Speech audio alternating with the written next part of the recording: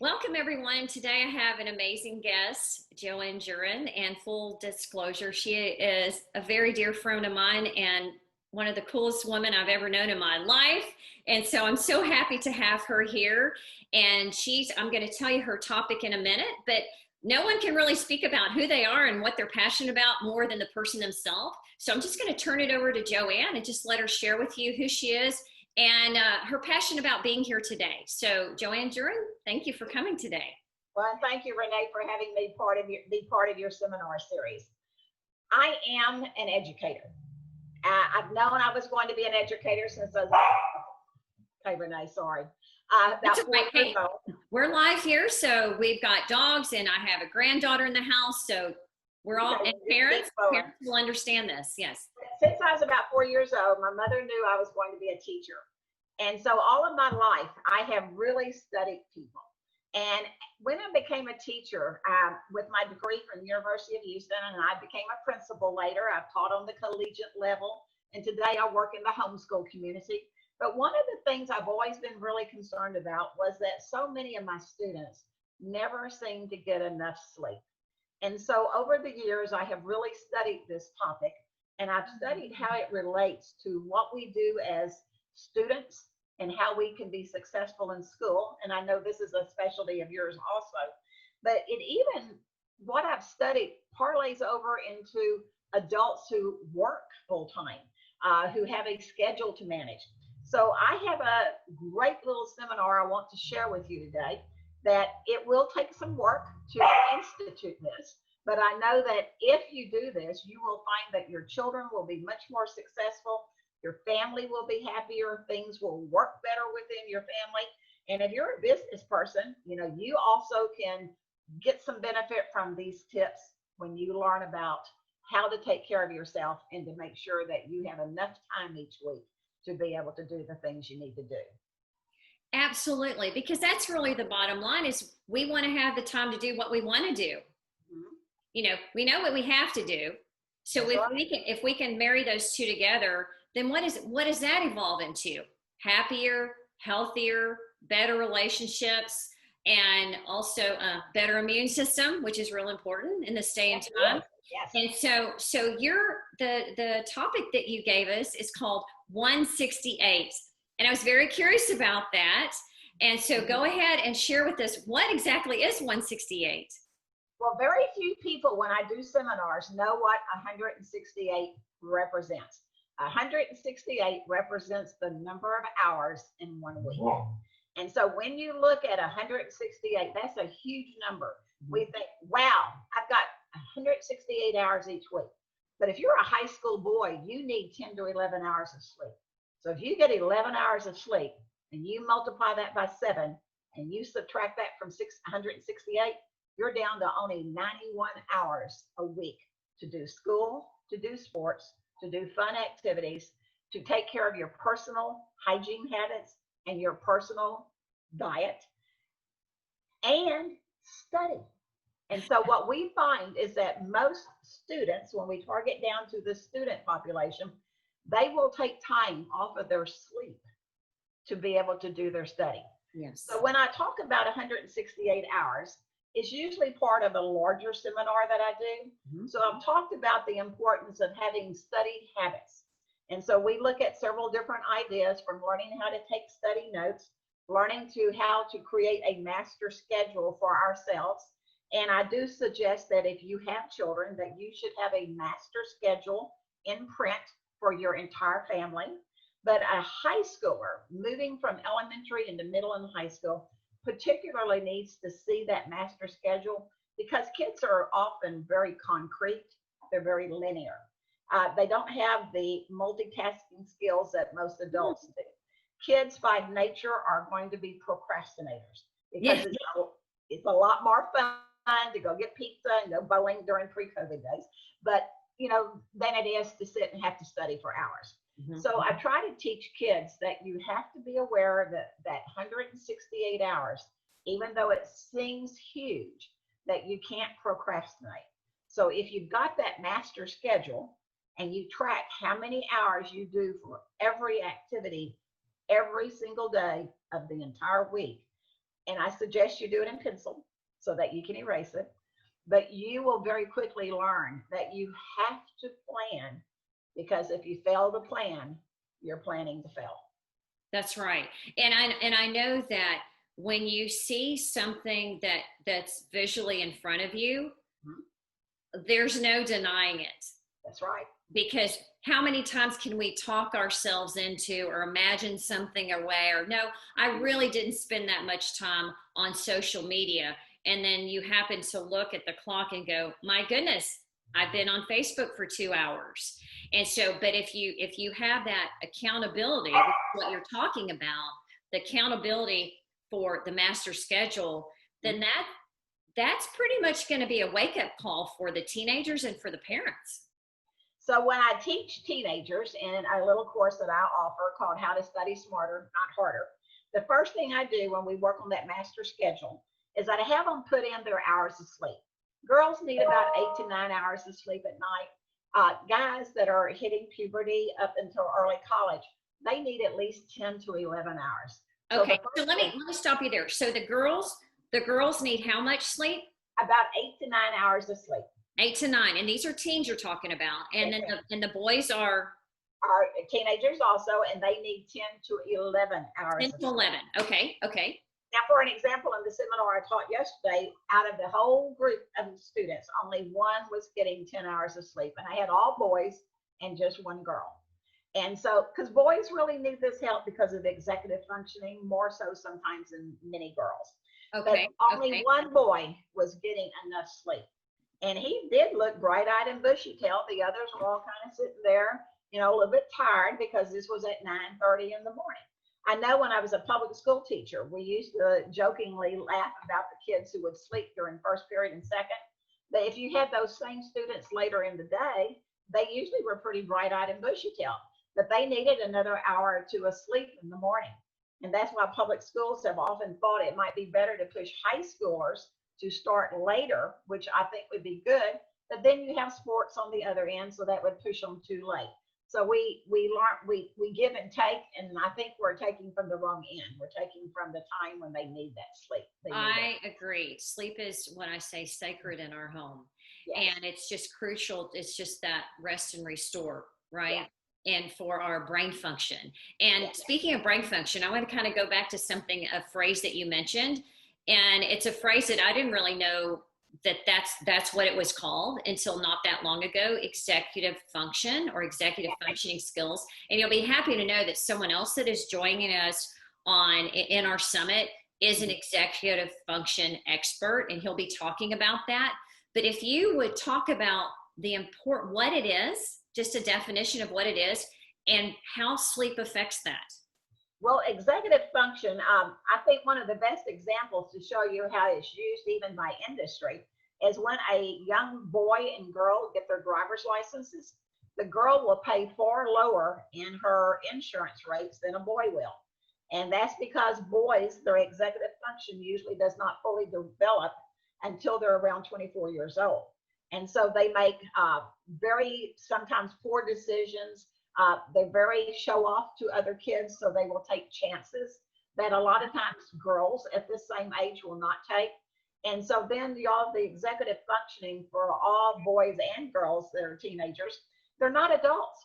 So they haven't had maturity yet through myriad experiences, from education, from having a job. So a lot of times it just does not dawn on them that this is a poor decision. They don't have those skills to know that if I have a biology test next Monday and I have 168 hours to study for it, well, I only really have about 4 hours during that whole week that I can devote to it, but they just don't comprehend that. And it doesn't click with them because they haven't had enough experience yet with detriments, things that are, the punishment that comes from not making good executive decisions. So I'm really glad you have somebody speaking on this, because this is a topic that all parents need to know more about. Absolutely. And so if what you're saying too, in regards to sleep, that if they're not getting that sleep, then it definitely, you've seen that it can adversely affect the executive functioning skills. Now, y'all, I'm an older woman and I've been a teacher for many, many years. And I will tell my classes, okay, y'all know I need 7.5 to 7 hours and 45 minutes of sleep every night. I only got 6 last night, so I'm going to be cranky today. But y'all, I'm old enough that I know it affects my attitude and how I'm going to relate to everybody, because I'm what? I'm tired. And so my brain's not working as sharply.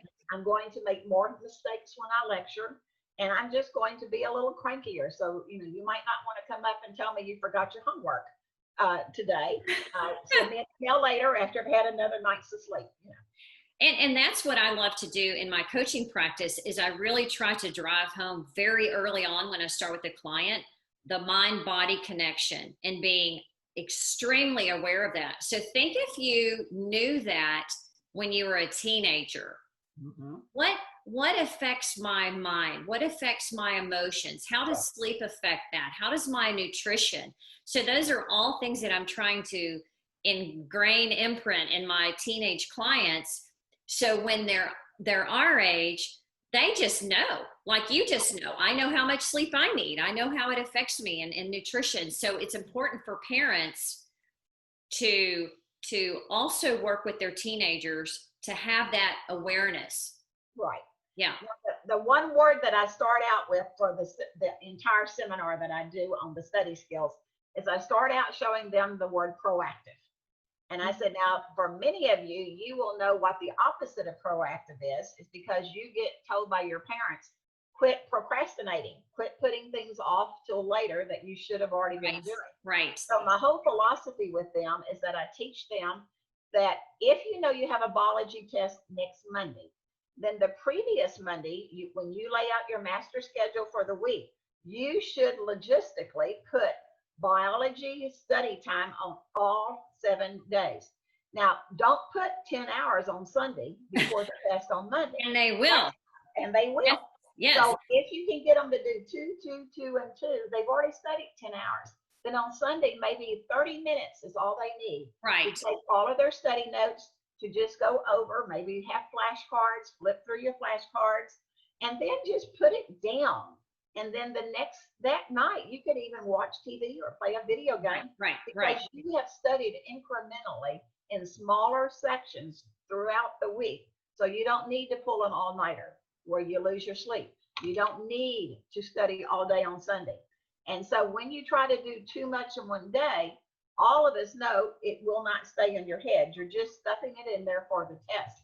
But if you truly want to learn, you're going to break things down into smaller segments that are managed better by your brain. Right. But also when you look at the 168 hours, you can get all the studying in over 7 days, to where if you wait till one day, y'all, what if your dog gets hit by a car and your family goes to the emergency Or vet? you're sick. Yes. And one of my friends' son, they had a cow that night. The cow had a calf, and he missed studying for the chemistry test, but he had my course. So when he came in that morning, he said, "Miss Juren, say a prayer for me because I didn't get to study for my test." And I said, "Well, did you try implementing what I had taught you about study?" Right. He said, "Oh, I did it, and I took all the notes." He made a 98. Oh, I love that. And I love that story. Yeah, absolutely. Yeah. And he was not particularly a greatly strong student. He was an average kid, but he learned right then that method worked. And that young man will be able to be successful in college because of that. And he was. He's already graduated from college. Great. Oh, great. So he had the tools to do that. And so it's not about your academic prowess, so to speak. It's about being able to use the tools with what you have to accomplish your goal. And this is part of a work ethic that we're talking about, to learn to manage your 168 hours every week so that you're getting the most productivity out of everything. And y'all, I really suggest too that you build in free time. You build in chore time. You build in all of these things, because kids need to carry their weight at home, but they also, all of the, all work and no play makes Jack a dull boy. Right. So you've got to have downtime. And y'all, little children, they also need to have enough sleep at night. But for little bitty children, you need to build in lots of creative playtime where nobody's directing it. They just have access to toys and games and outside. So y'all, on the other end of the spectrum, the business person, You only have 168 hours a week too. And if you always find yourself stressed and having to work late at night on projects, it's because when you were young, you didn't learn the value of 168 hours. Absolutely. And we are all given that. Not 1 minute less, not 1 minute more. So there's something to be said for the parents modeling that too. Yes. Yes. And that's why I suggest have a master schedule for each children, but have a master schedule for home. And that way, if you get sick, then your spouse or your partner can come in and look at that schedule and know exactly where the kids need to be, what they need to be doing. That person could even take over their master schedules for each child and look to see what they should be doing and check them off. One of the things, I had a knee replacement, and so we were homeschooling at the time, and I was worried about my kids doing everything. Well, I already had the master schedules. I had all my lesson plans, and my older son took the mantle, and he would just check off everything that they did. And many days I would say, we need to do school, and they would come in and say, Mom, we've already completely finished everything. Oh my goodness. How did that make you feel? It really was such a blessing. And, and so that's really, whether you homeschool, your kids go to public or private school, they're in a university, it's not too late to teach them this trick. And yesterday, one of my students said, oh, Miss Juren, I wish I'd known all of this last year when I took Algebra 1. I said, well, what are you taking this year? He said, geometry. I said, well, use it for geometry. He said, oh, I plan to. He said, it will make my life much easier. Absolutely. Absolutely. And you were talking about that Sunday night thing, because that's one of the things that's sort of like one of those inside jokes with my clients, is that Sundays are not study days. They're just like, just kind of maybe peek at it. And so that's where we're kind of moving the needle from the major procrastinator to like nothing on Sunday, just fun, free day. And I want that even for them on a Saturday too, because they want it. Like, hey, don't you want to? Yeah, I do. I said, well, let's just look at Monday through Friday. And also tell them that, Sunday is a school night. Sunday is a school night, so you kind of reverse engineer back into that in terms of the amount of sleep needed, because they don't think about that sometimes, that Sunday is a school night. And so we work on that, but I'll say like, how was your Sunday? But when they first come to me, I'm like, how are Sundays? Like, well, I have stress, anxiety, stomach aches, headaches, whatever come Monday because they're scrambling. I'm like, we don't want that for you. You don't want that, do you? Like, no. I said, you have control, just like you said, the 168. You have control over this. That's right. And teaching them early to take charge of their own time and their own lives, and they really want to do it without mom or dad telling them what to do. Right. And that's really where that empowerment comes in, is when they have an awareness of what you're talking about. This is how much I'm given. What am I going to do with it? And remember at the beginning, I said, write it in pencil. You could create you a little chart, and there are a lot of templates online for daily and weekly calendars. Okay. But fill it in pencil so that you can erase it.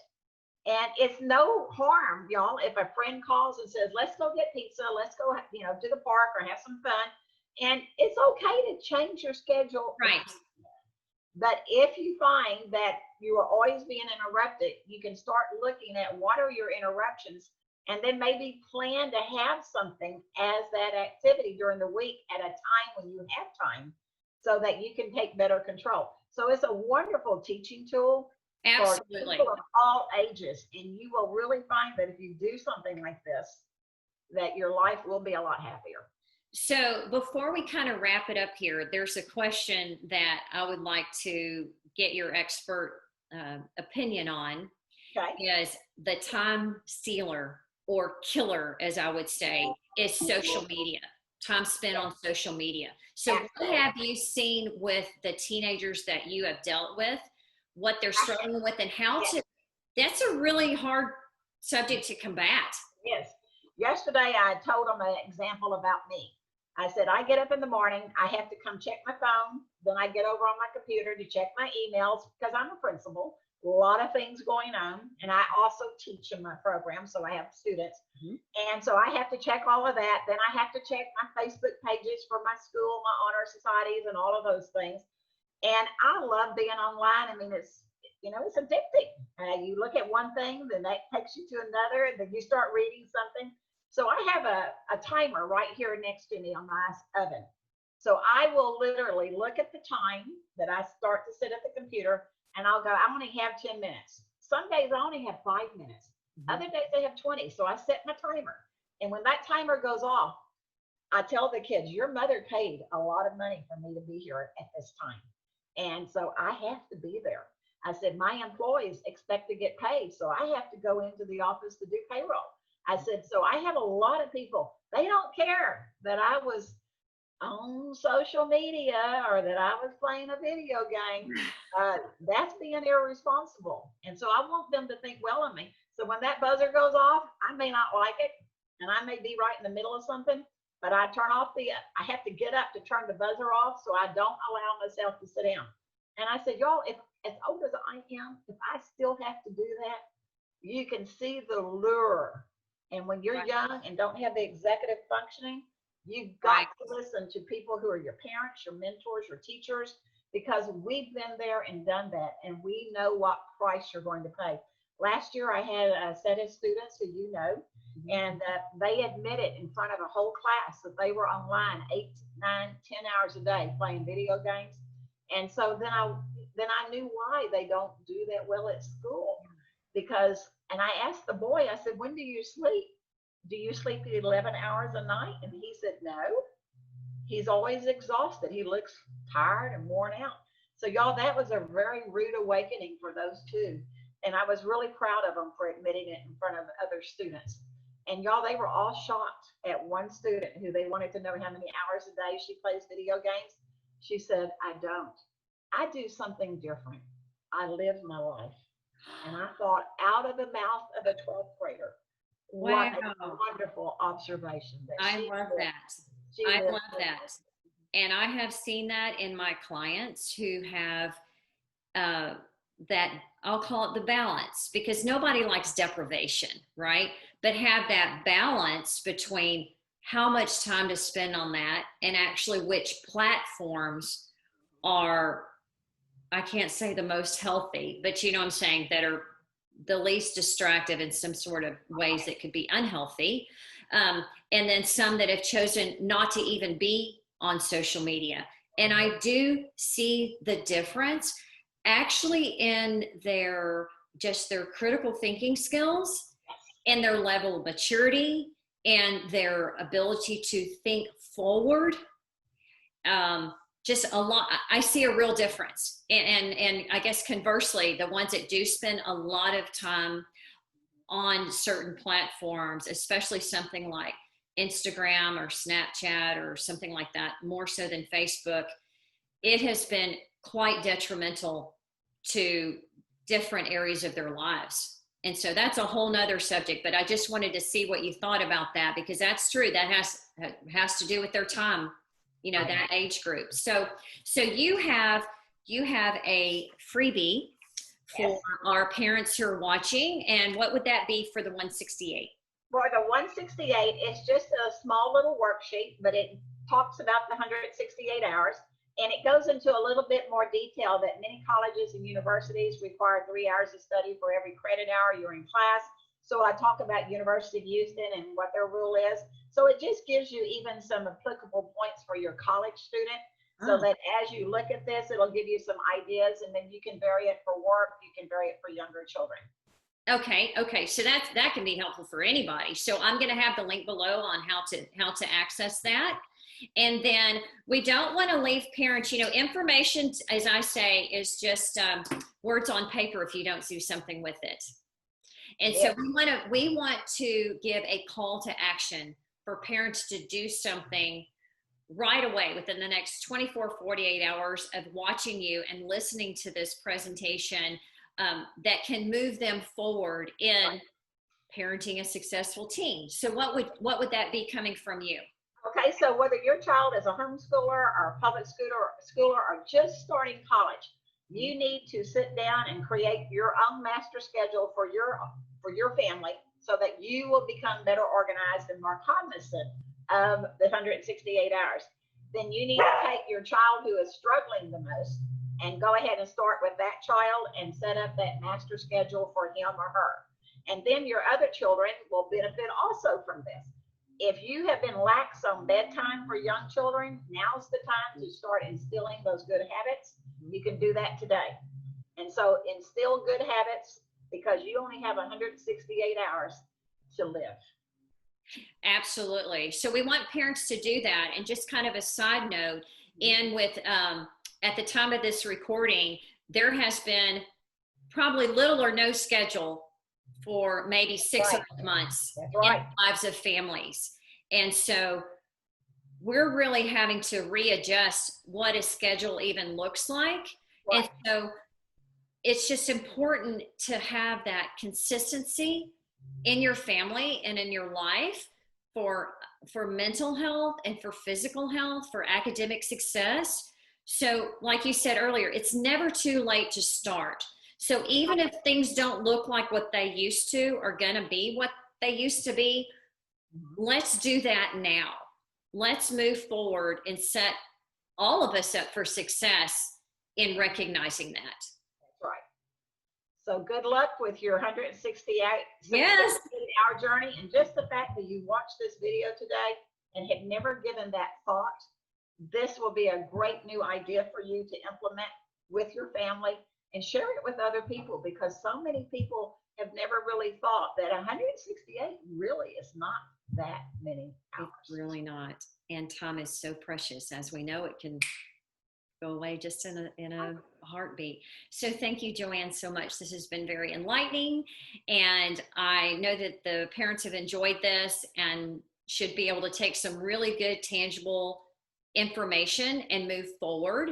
And so how can they find you and contact you? What's the best way? Well, the best way would be through my school website. And so I think you'll give them yes, that. I'll have that link below. And so they can read about your school and what you have to offer, especially people within the Houston metropolitan area.